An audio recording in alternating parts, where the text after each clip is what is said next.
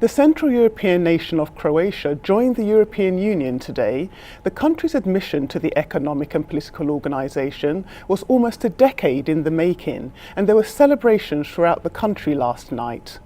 Also today, tough new US sanctions, which were signed into law in January, were imposed on Iran. The restrictions come just weeks after the country was showered with praise for electing a new president, a moderate cleric who has pledged to forge better relations with the international community. Joining me to talk about the implications of Croatia's new EU membership and how the new sanctions will impact Iran is Times senior international affairs writer Carol J. Williams. Welcome, Carol. Hi. Tell me first of all, Carol, there's been a crisis in Europe in terms of the economy. Why at this stage would any country want to join the European Union? Croatia has waited almost 10 years for admission. Well, there are long-term benefits that Croatia will enjoy. There won't be any immediate change or improvement in their economy. They suffer many of the same problems in an even larger capacity than the EU itself. They have at least 18% unemployment, and the rate for joblessness among those under 25 is over 50%. So they have some severe problems and challenges because with EU membership, they'll now be part of the free labor movement within the EU, and that means Croats will face more competition for jobs in their country, but they'll also have more opportunities to go and work elsewhere in the EU. Now, I understand that although there were celebrations throughout the country, there is some concern that some Croatians feel that they might kind of lose their national identity, or foreigners may come in and start gobbling up their assets. Is that correct? Well, I mean, you can look at it as gobbling up their assets or investing in them. There's a lot of opportunity for investment in Croatia's tourism industry. They have some of the most beautiful coastline in Europe. They also have a very vibrant agricultural sector and fisheries industries. There's opportunity for collaboration with other EU countries and businesses that could help Croatia's economy. Also, the United States and the European Union next week open negotiations on a free trade agreement that would be the most significant in the world if they meet their target of completing it by the end of next year.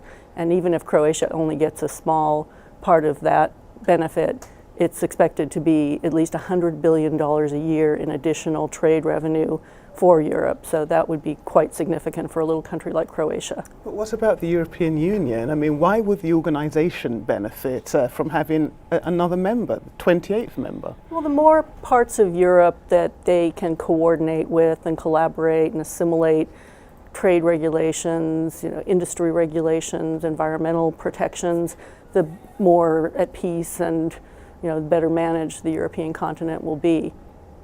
Now let's turn to Iran. What will these new sanctions mean? What exactly will be impacted? What kind of interests? Well, they're mostly an add-on to existing sanctions. They will add expenses or put clamps on some currency transactions involving the Iranian rial. They also limit the import and export of certain domestic auto parts and auto production because that's thought to be an avenue for acquiring some of the equipment they want for their nuclear industries, which are at the heart of the dispute between Iran and the rest of the world. But the sanctions were agreed to and imposed prior to the election of Hassan Rouhani 2 weeks ago as the incoming president of Iran.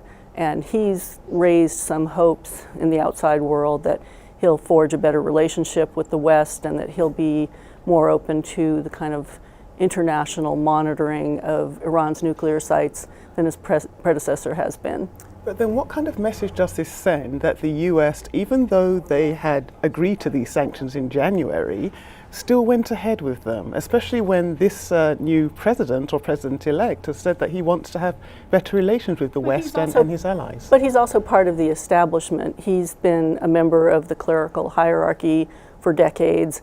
There's not known to be any real daylight between his position and that of the supreme leader. It's just that he has a more agreeable style and and approach to the negotiations that are going on over Iran's nuclear programs. And just to wrap up, are we likely to see any kind of reaction to these new sanctions from Iran? I don't think there'll be anything immediate.